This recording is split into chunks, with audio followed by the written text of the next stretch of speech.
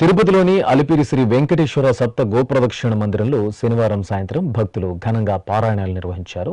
తిరుపతికి చెందిన అలిపిరి పాదాలు భక్త బృందం ప్రతినిధి కనుమూరి గీతాంజలి ఆధ్వర్యంలో గత 3 సంవత్సరాలుగా ప్రతి శనివారం గోమందిరం ప్రాంగణంలో సామూహిక విష్ణు సహస్రనామ పారాయణం, గోవింద నామావళి, హనుమాన్ చాలీసా నిర్వహిస్తున్నారు. అలాగే ప్రతి ఏకాదశికి భగవద్గీత పారాయణం జరుగుతుంది.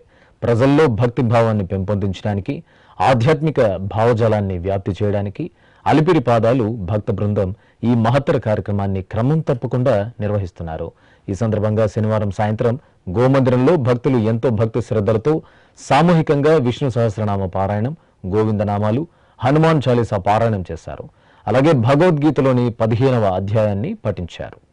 శ్రీనివాస గోవింద, శ్రీ వెంకటేశ గోవింద, శ్రీనివాస గోవింద, శ్రీ వెంకటేశ గోవింద, భక్తవత్సల గోవింద, భాగవత ప్రియ గోవింద, గోవింద హరి గోవింద, గోకుల నందన గోవింద.